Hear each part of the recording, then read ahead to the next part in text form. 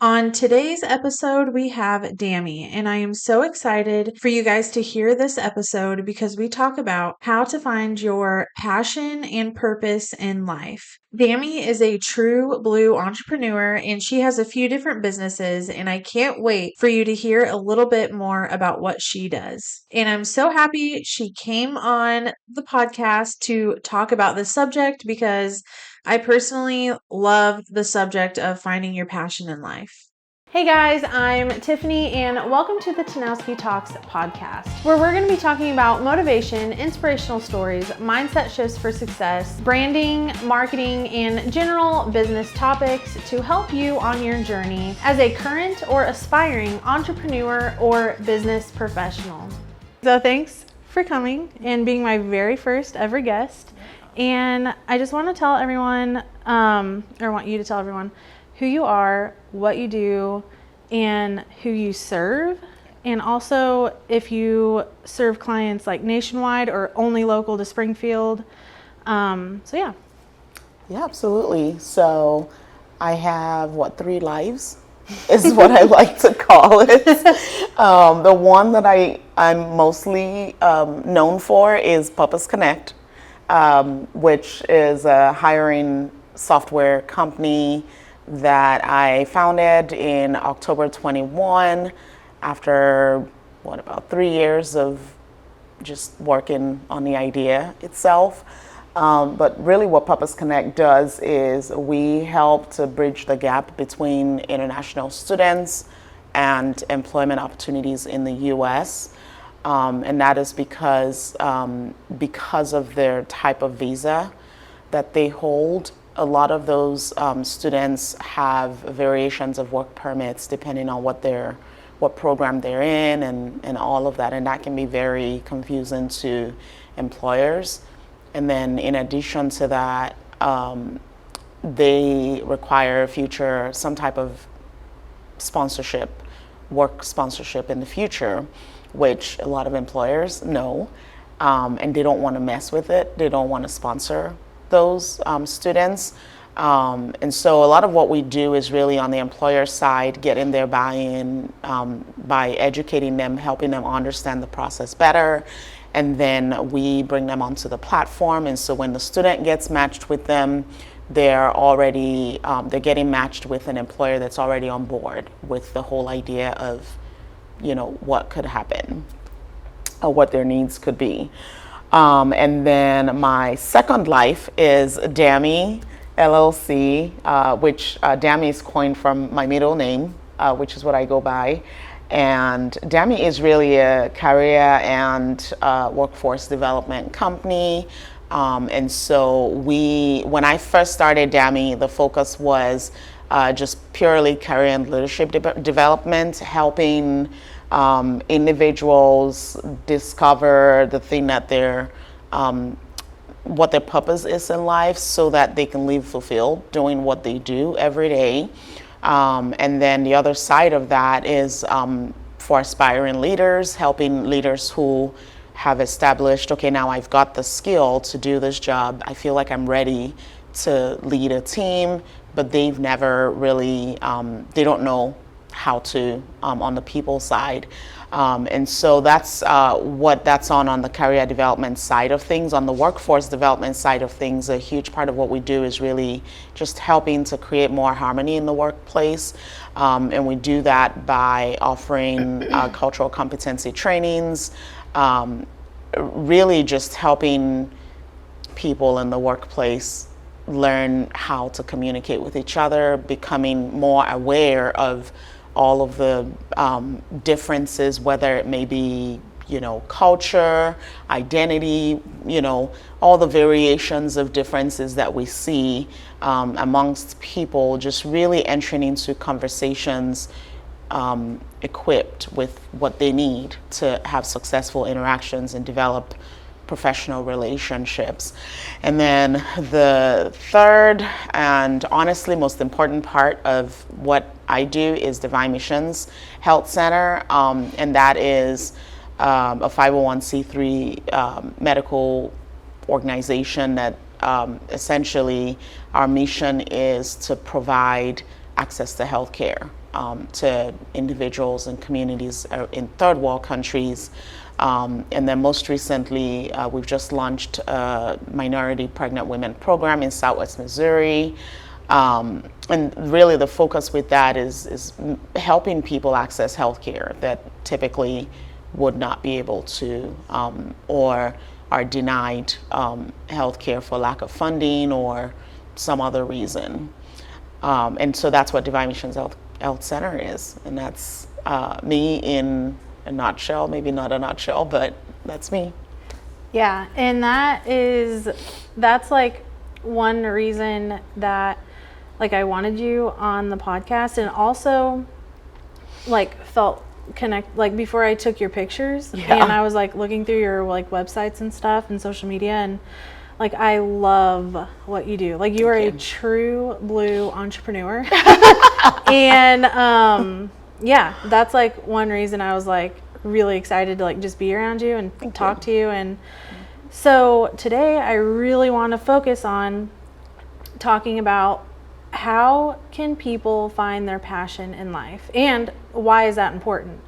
So if someone just asks you like generally, how do you find your passion in life? Like what kind of things do you talk about, and do you give people like steps or kind of like how does that work? Yeah, absolutely.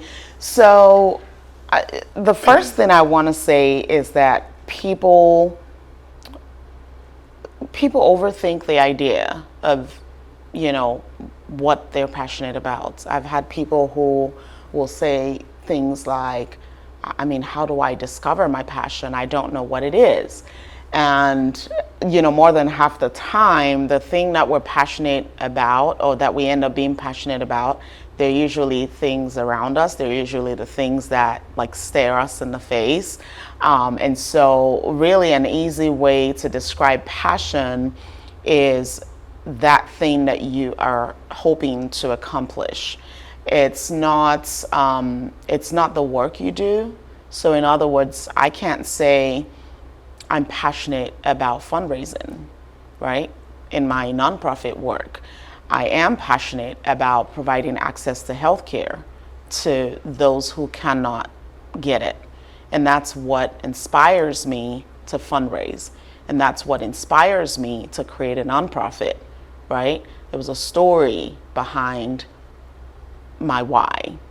I personally, as a 13-year-old, actually I was 14, we had a family friend who had sickle cell anemia and was taken to the hospital during one of his crises, needed blood, and they would not administer blood because his mother could not pay.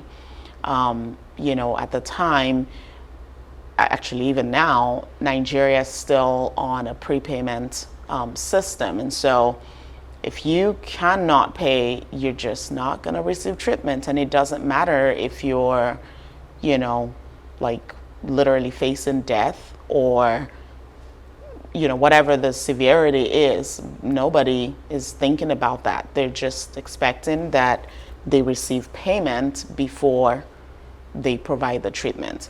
And so his mom left him at the hospital in search of funding, and on getting back with some of the funds, he had passed.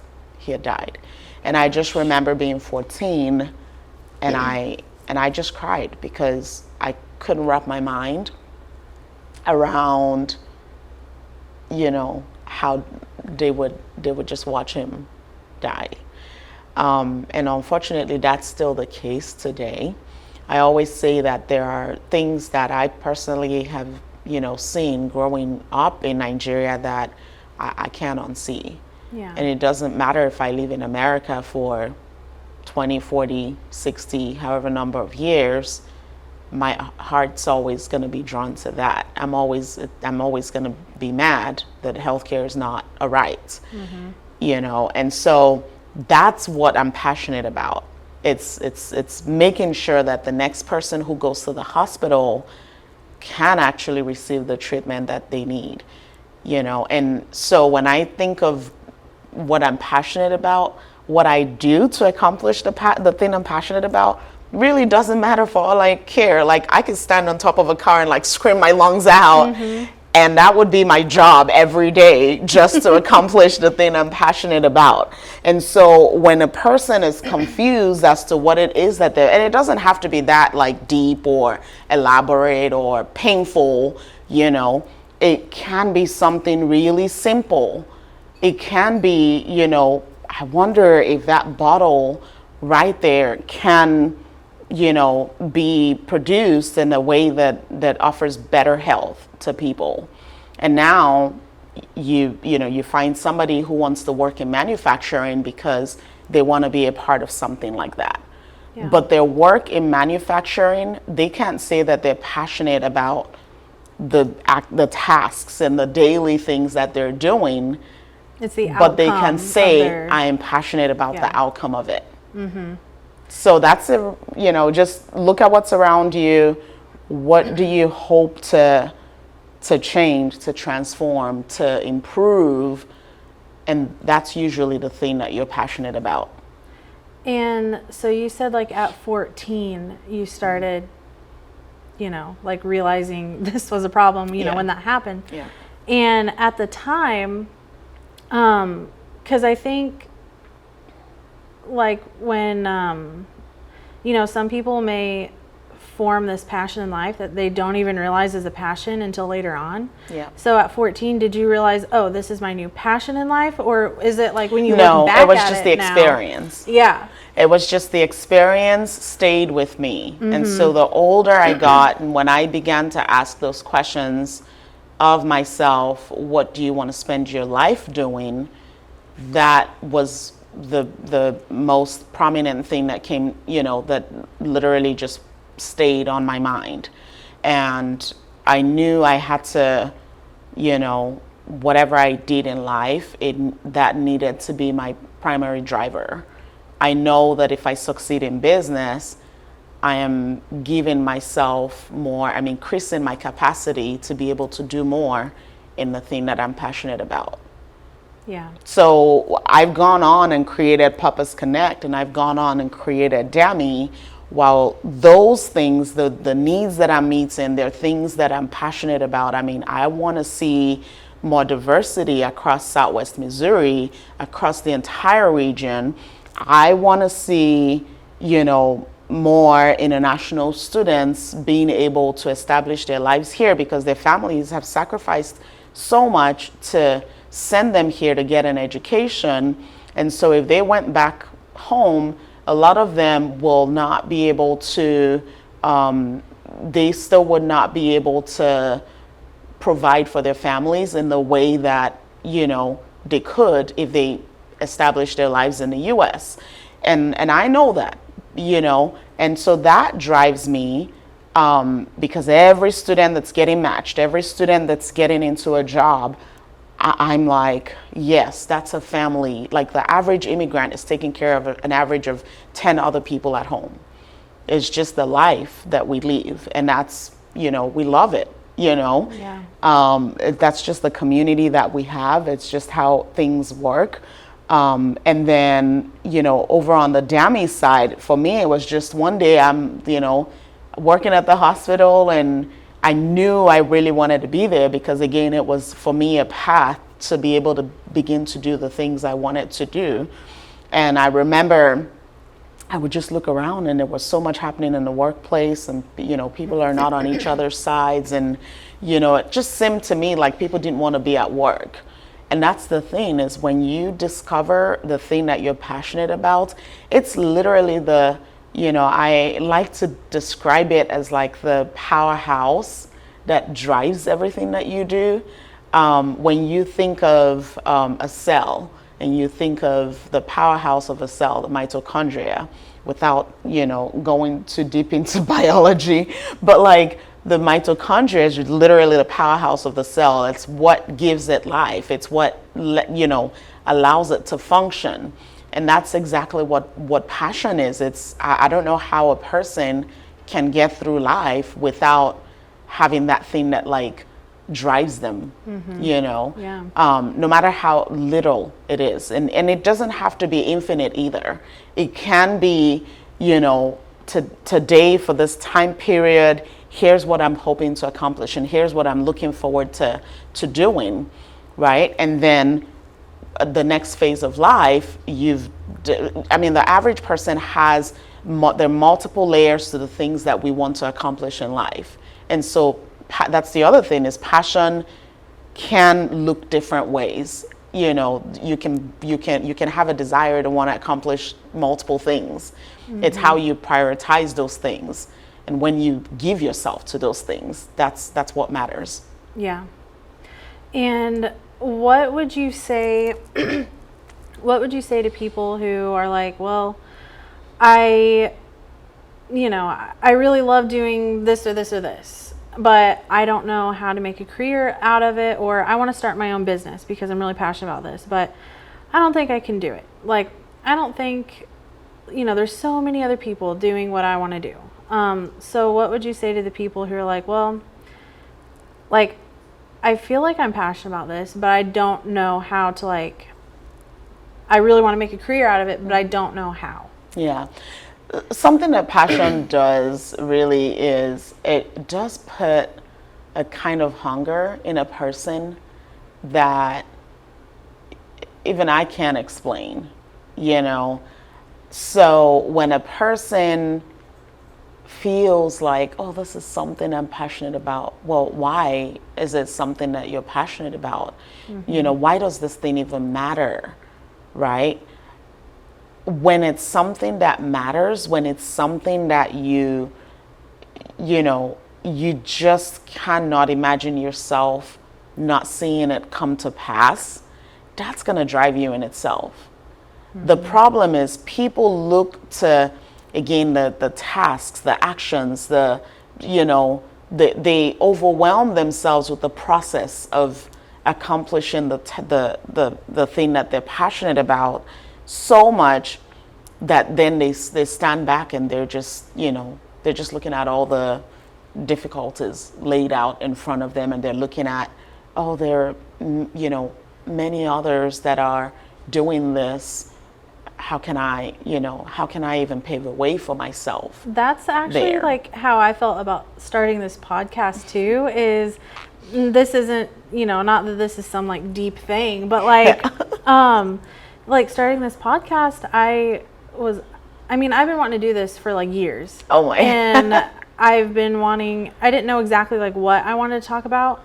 I have a lot more clarity now, but obviously because I'm starting it, but, like I was telling you earlier, like I was overthinking the mics. Like I didn't go out and spend $100 on like official looking podcast mics. And then I was thinking, no one cares what I have to say. And then I was thinking, there's a zillion podcasts out there. Why would anyone listen to mine? And then I was, you have like all these doubts and like hurdles and like, but if you're truly passionate about something, what I think of is, or if you're truly just want to do something, I always think about like, when I'm older, am I going to look back and like regret not doing this? Yep. Because I see people also, like on the career side of things, like I've always feel like I've been surrounded by people who have like just worked their whole lives and like hated their job. They just worked to retire. Yeah. And they worked to like pay bills, and they weren't truly passionate about like what they were doing. Yeah. And that's like the typical thing is like get a job, make money, earn an income. Yeah. Mm-hmm. And like I have never had that thought process. I've always been like a dreamer and like I want to do what I want in life and try to turn that into a career, which is what I've done like on my photography side, because my photography passion started like before I knew it was a passion, like when I was like 11, 12. And I don't know, it just makes me sad when I see people who don't think they can do it or think, oh, there's too much to go through to start. Yeah. And But it's like, when you get older, are you going to regret that though? Like, really think that through. Yeah. I just don't want to have any regrets. Yeah. And something I'm passionate about is like talking to people who want to go for their passion and like want to go, you know, I wouldn't say like you don't have to like dedicate your life, but like, I don't know. That's just, I mean, and in some cases you dedicate your life literally to it. And then in many instances, it's really very little that adds up, that brings you closer to accomplishing that thing that you want to. You know, I founded Divine Missions in 2014, so a little over 10 years now. And every step of the way, it's been just, you know, whatever little bit we can do to you know, accomplish. I mean, years ago, we would never have taken on somebody who needed a kidney transplant, you know, because that's a lot of, you know, money. And being able to dedicate yourself to funding something like that, that's different from funding, you know, a day-to-day like treatment, right? And so you have to be able to make do with what you're able to reach, like what you can make happen.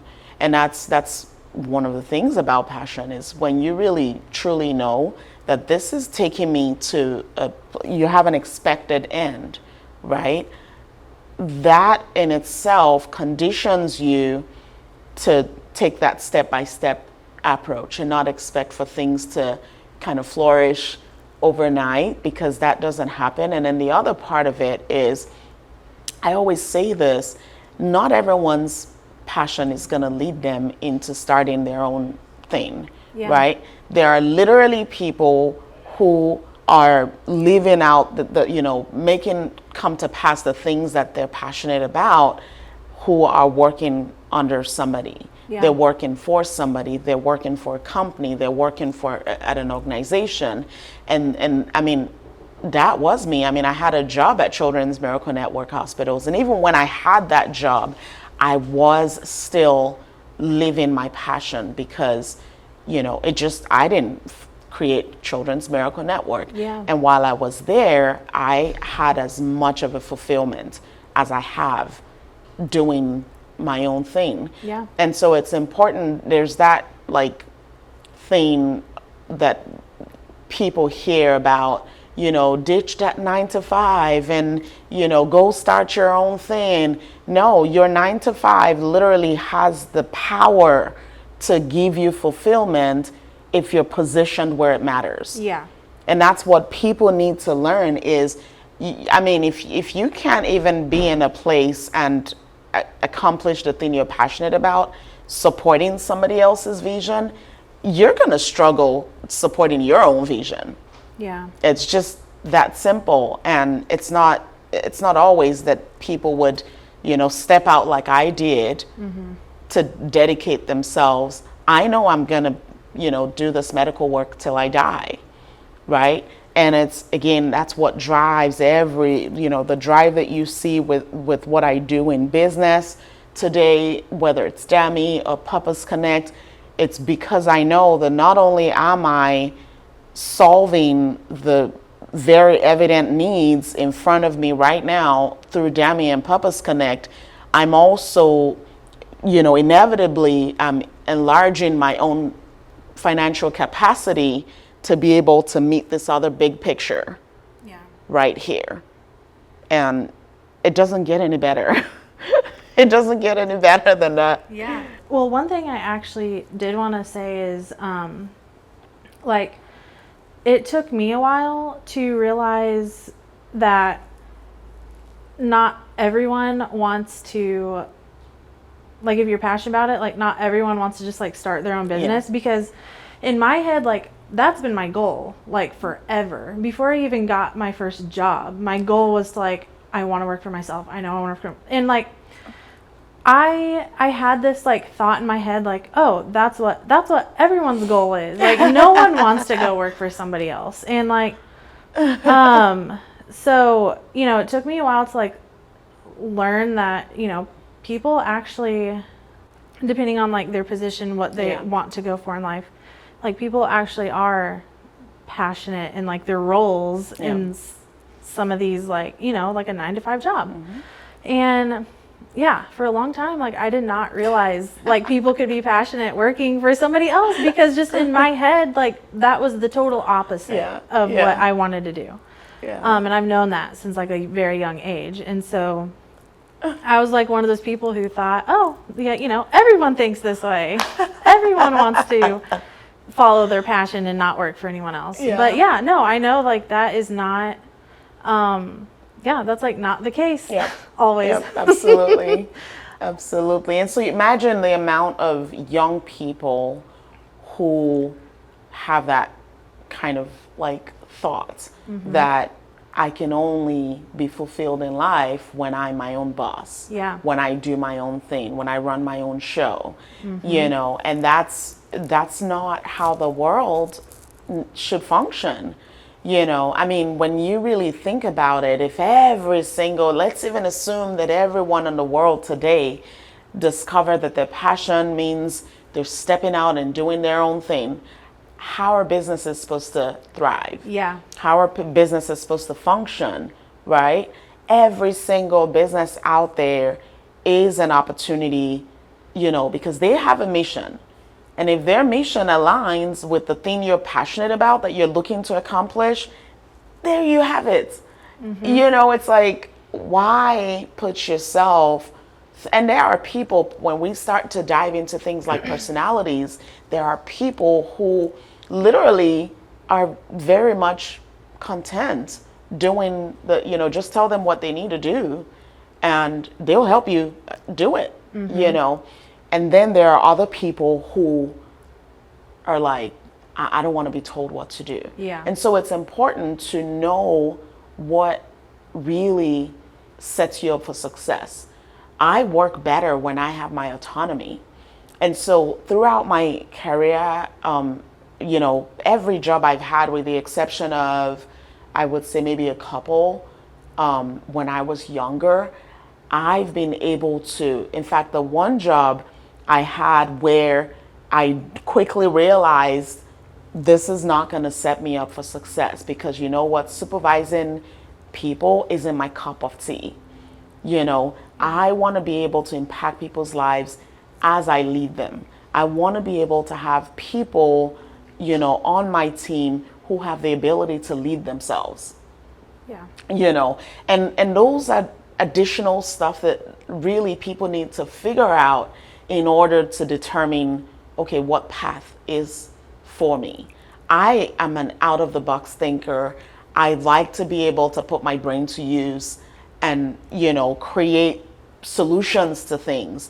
And so if I, you know, stayed in a job that really just didn't give me room to maximize all of that, I will be less fulfilled.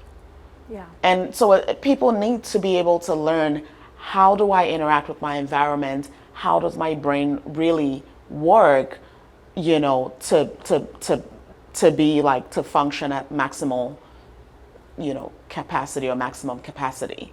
And the thing is, people aren't doing that because we're spending more of our energy trying to meet the need today.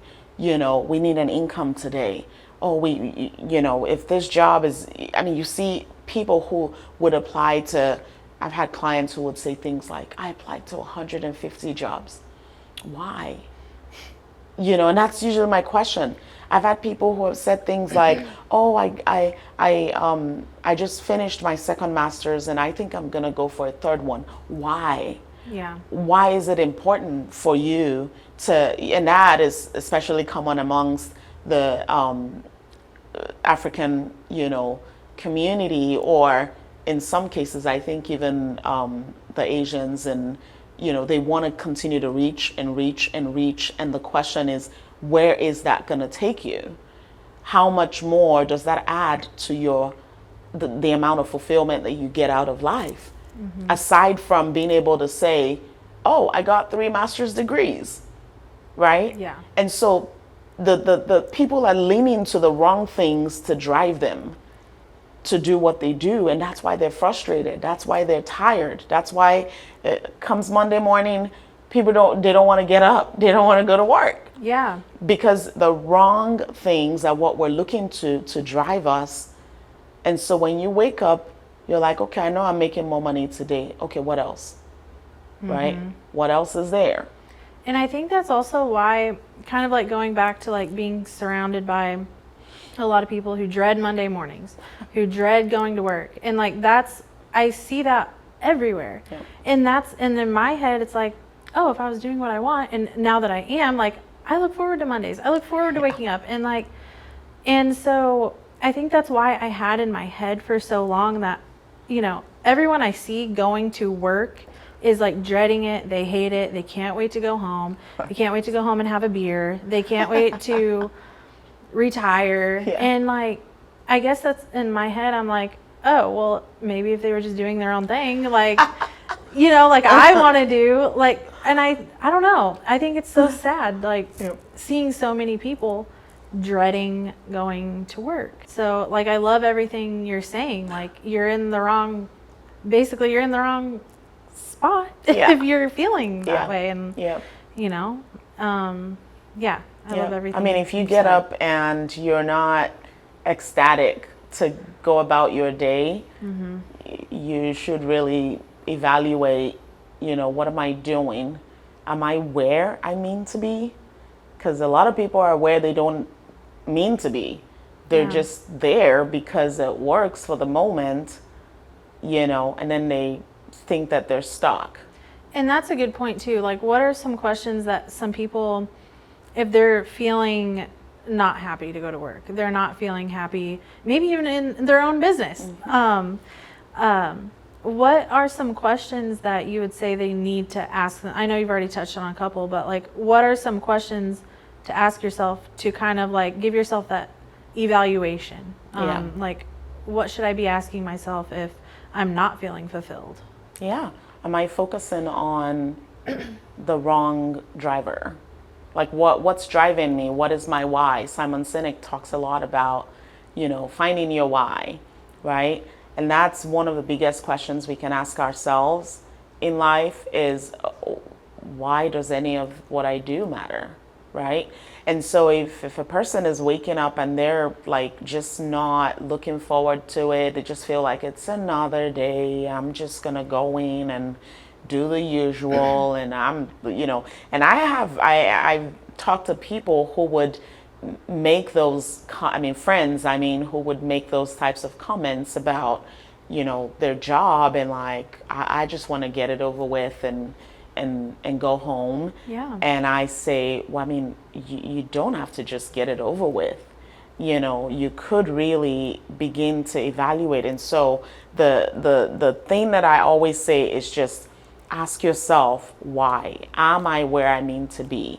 And then it's not in every case that a person, again, the fact that you're frustrated doing what you do means that you have to then up and go somewhere else, because that's the other thing is you see, I call it the find a new job cycle. It's a crazy cycle, keeps going. No matter what you do, you're going to realize before you know it that this is, again, not fulfilling, and then you're ready for the next thing that's right in front of you. And so I'm like, no, ask yourself, like, can I position myself differently in my job in order to find better fulfillment? And really, the happiest people are people who are offering some type of, or they feel like what they're doing, the work that they're doing is amounting to some type of importance, right? And so if you can look at what you're doing to identify, I remember when it was a job I took right after college, and I found that I didn't care too much for supervising people. It just wasn't my thing. I wanted people that, had the ability to lead themselves. And so the whole like rounding and checking on employees, making sure they're where they've been assigned, it just wasn't my cup of tea. It like drove me nuts to do that literally every single day. And so I had to really start to ask myself, could I add something else to what I'm already doing, that can supplement the frustration of supervising people? And so I took to, whenever I had my check-in with employees, when they came and visited with me, when I had my rounding with them, I would throw questions at them, such as, oh, this is random, but where do you see yourself in the next 3-5 years? And it would catch them, unawares, because that's not the conversation you have with your leader. Mm-hmm. And you will be surprised how much I began to discover. I had the one employee who wanted to become a neurologist or a neuroscientist or something. And out of our conversation, I learned that he actually loves being assigned to the ER because it brings him closer, and it kinds of brings him into that world, and he's able to, learn a lot more by being there. It gives him a reason for doing what he does. And guess what I started doing after that? I always assigned him to the ER. Yeah. And if I didn't have that conversation, I would have never known this part of his life. And just like that, he's more fulfilled doing what he's doing. I'm happier because I'm like, oh my gosh, I literally was able to make that happen for him, and it didn't take me anything. And all of a sudden, now I've diverted my mind from supervising and checking in to now I'm making somebody's life better. Mm-hmm. And so sometimes it's that simple. It's just finding a way to position yourself in a place that allows you to offer more significance to what you do. And sometimes you find that you don't even need to quit the job to get that. You just need to be more intentional about positioning yourself better. Now, for somebody who's not in a leadership position, they kind of have to come up with creative ways. I had one job, it was a call center job back in Maryland. And I, again, didn't really care much in fact, I had a lot of customers that were calling and they were just flat out rude. Yeah. I got customers who would call and, I had the one customer, this is a fun one, calls in and he was convinced I was in Bangladesh. And he was like, I need somebody in the United States of America. And I was like, I assure you, I am literally in your backyard in Annapolis, Maryland. Yes. And this guy's like, no, I need somebody in the US. And so he hangs up on me. Oh yeah, I called him back.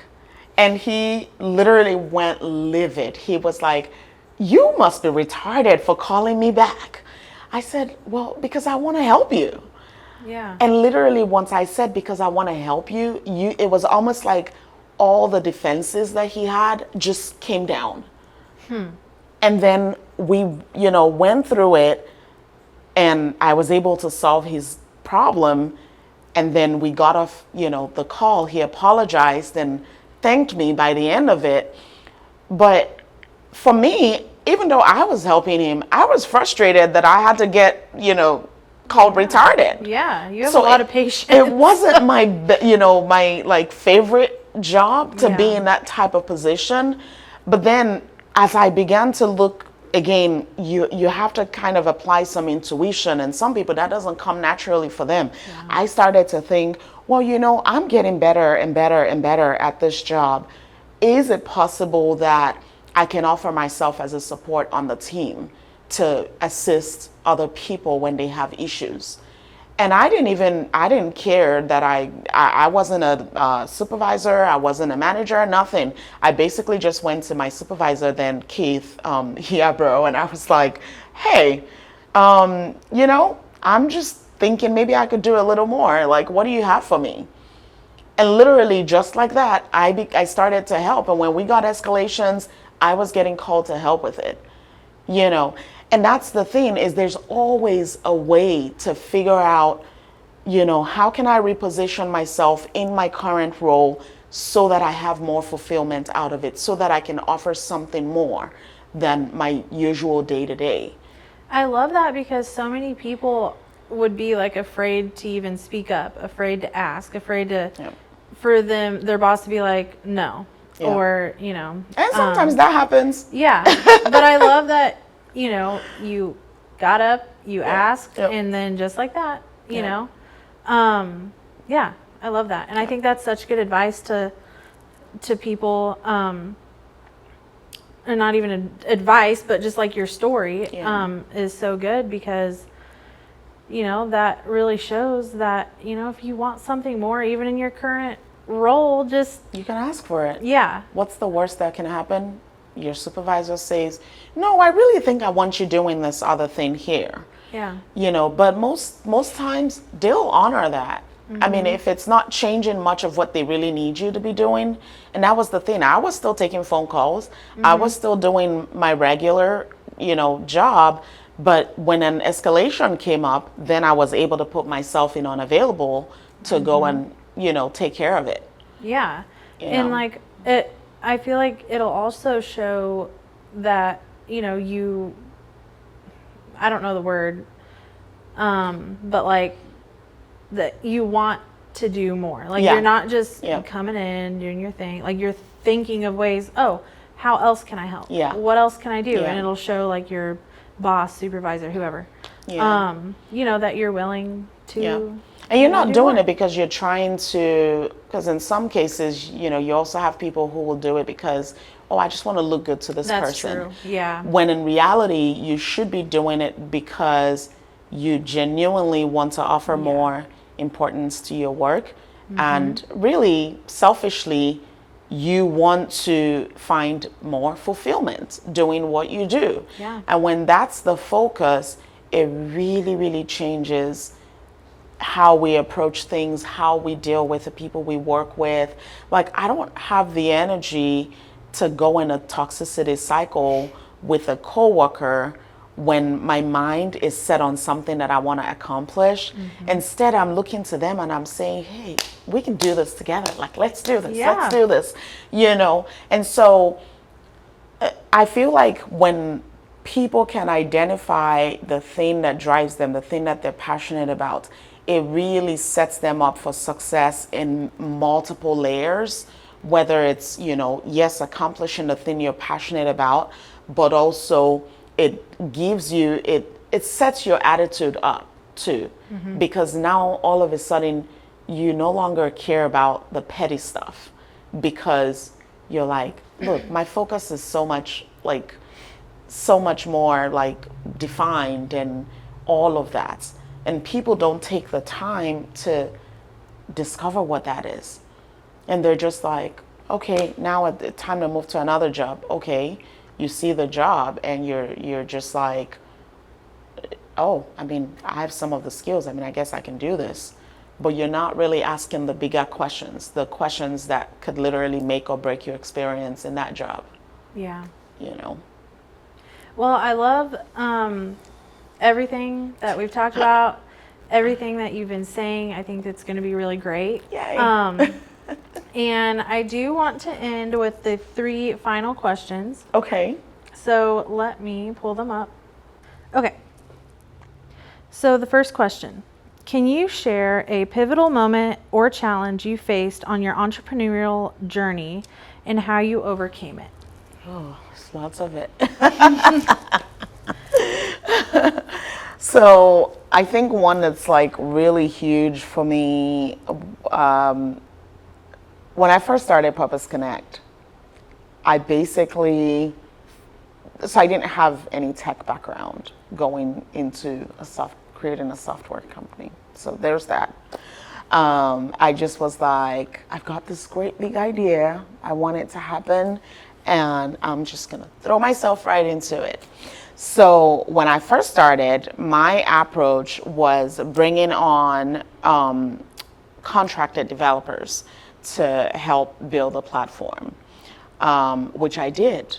And it was, I did it at the point, it wasn't so much getting contracted developers, it was much more because I was still kind of carving out the idea, it was still like manifesting basically.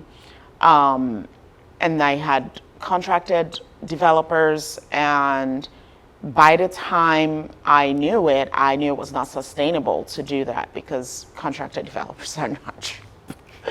They are not. And I'm talking tens of thousands of dollars into development, and I realized this is not sustainable. You have to come up with a more sustainable way to make development happen. And so I started to take the approach of building an internal team, which again you can't do if you don't have budget for. But I really had to start leaning into creative ways, such as, offering like the first group of employees sort of an equity package that substituted the amount that they were not going to be earning. And then in some cases combining that with part-time options. And so essentially just finding creative ways. I think if somebody would have told me, I wish somebody would have told me early on that I really didn't need to spend all that money that I did getting the contracted developers. Because then it turned out we had to, rebrand last year and refocus the platform. And so obviously that meant, different functionalities, different features from what we had originally, had on the flow chart. So it was just really, if I could, that was a big challenge for me, was getting the right guidance on how to do things. But it was also getting over that hump of, I have zero tech background. How do I remember one of the first advisors that I had the opportunity to speak to, I had mentioned that, I have zero tech background. And one of the feedback was, people don't need to know that. Like, even if you share that, you can still share that from the standpoint of, in spite of that, I'm able to do X, Y, Z versus, I really am just figuring things out. Yeah. And so for me, that was a challenge for sure. And so now it's just interesting to see how the team has grown. Now we're a team of 10 now, and it really is a combination of equity and part-time. And you just have to make do with what you can. Yeah. While you grow. I love that. The next question is, how do you stay motivated during tough times or periods of uncertainty in your business? Just look at the end. Just look. One of my strongest strengths is I'm very futuristic. And so that's my number one strengths finder. It's really not difficult for me to look at the end, or to visualize what I'm working towards. And that in itself is potent enough to just keep you going. I honestly don't, there are days that I'm not feeling motivated, but it's usually because I haven't rested well. Yeah. And so I've also learned, grant yourself enough rest. You do so much, and just like you try to fit everything into your calendar. Actually, this week, Friday through, I think is it Friday through Monday, I've blocked out just so I can rest. Good. And so I do that periodically after I have periods of just crazy schedule and stuff, because stress and burnout it doesn't matter how passionate you are, you're gonna, if you're mentally drained, you're mentally drained. Yeah. So I've had to really incorporate that into my cycles, and in that way I'm not overstretching myself. Yeah. Yeah. Yes, self-care and time off. Absolutely. Oh, and getting my nails done. That's like my biggest like self-care Yeah, thing too. I love your nails too. Thank you. The third and final question. Can you share a moment when you realized the impact your business was making on your customers or community, and how did it motivate you to keep pushing forward? Oh, a good one would be the cultural competency trainings, because that was one that I don't think I ever sat down like years prior to think, like, for most of what I'm doing right now currently in my life, I pre-planned it. I visualized it. I knew, I'm gonna end up doing that, because again, my strongest strength is being futuristic. But cultural competency trainings was not anywhere on that plan. And it was just as a result of seeing the need in the moment and realizing that I had the background to be able to help with it. And if I'm being honest, I didn't want to. I really was like, I wish I could just, find somebody who is going to be willing to like throw themselves into this, because I already had a lot on my plate. Yeah. But I knew that it was such a big need, and I kept seeing that even where there were, diversity, equity, inclusion initiatives, they weren't really addressing a lot of the human interaction side of things. And so, again, I threw myself into it after I think it took like 6 to 9 months of like struggling with just the idea of putting myself right in the middle of it and launching a program, even though I had negative amount of time. I was like, you're already like exhausted working all those different things. Why would you add more to it? But I knew the need was there. I knew that somebody needed to get it going. And so honestly, I had to look at it as, even if I'm just planting the seed and, establishing a foundation to build off of, I'm willing to lend myself to it. And can you kind of like explain, like, kind of like what the cultural competency, like what, who it's for, and like what exactly, just kind of like break it down so people kind of like, understand like, oh, does my business need this? Or, Yeah, absolutely. So the cultural competency training is really a way for people to learn how to communicate with people who are different from us. It's a way to develop an awareness of people who are not like us.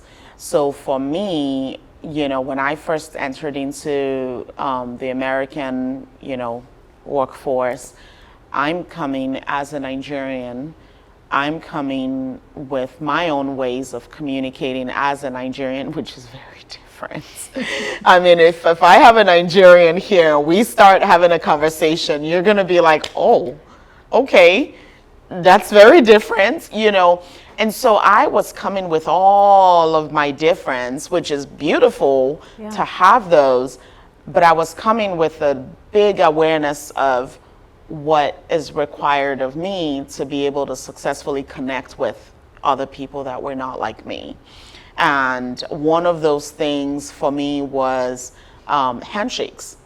Oh, yeah. In our culture, handshakes is, if the person is maybe around your age, you could, even amongst our friends, like, we don't really handshake, you just talk. Yeah. But then it's even more critical when you're dealing with an older person, and we don't handshake older people. It's disrespectful. Really? And so you get in the workplace and you have an older gentleman, older woman, they meet you for the first time and they're already like ready to shake your hands. Yeah. And so half the time I'm hesitating because I'm like, why am I shaking this person's hands? why am I being disrespectful to them? And it really goes on and on and on. I mean, there's just a lot of different aspects to it. So really the cultural competency trainings, it gives an opportunity for people to dive into various cultures. We do a lot of role playing and research. We learn about, things like greetings, communication, etiquette, do's and don'ts, business culture, and those types of things. When I first started, it was primarily on racial ethnic differences. And then some of the feedback we got was, can we replicate this for other aspects of differences? And that was, disabilities, LGBTQ plus community, multi-generational differences, Gen Z. And I knew I didn't really have the expertise for those aspects. Although the last class I did have to teach the LGBTQ plus because our facilitator had something come up at work and they couldn't make it. And so they had notified me early enough that I actually had fun, doing my own research and putting all the engaging activities together. I had a lot more fun than I thought I was going to, because I always thought that, if I don't have expertise in something, it's just uncomfortable to try to teach it. But I did. And so I grew. And it was another layer of, learning for me, but also being in that position to be able to teach others about it. It was really huge for me. But that's what the class is. And so kind of back to your original question of where I've seen the impact and it sort of encouraged, me, has just been really just the feedback. It's been how people have been receiving it, the value that people have seen that it brings. I'm confident that, somewhere here in the near future, I will have people that really want to just take it and grow it and continue to, because my intention is not to keep it as a Dami thing, because like I said, it wasn't really on the plan anywhere. It was just something that I had to put myself in. I had to lend myself to in order to meet the need. Yeah. And the need is there. The need has always been there. And so it's been really, really just encouraging to see that it wasn't just up here. It, kind of seeing how it translates in real life and how people are receiving it, it really validates that there's a big need there. Yeah, for sure. Yeah. Well, thank you for doing this. I loved everything we talked about. This is one of my favorite topics, is finding your passion and passion in life. So thank you so much. Thank you as well. Thank you. If you're still here, thank you so much for listening. I'm Tiffany, and I am a personal branding photographer and videographer for women entrepreneurs. And I'm based in Missouri, but I do shoots nationwide. So thank you so much for listening to my podcast.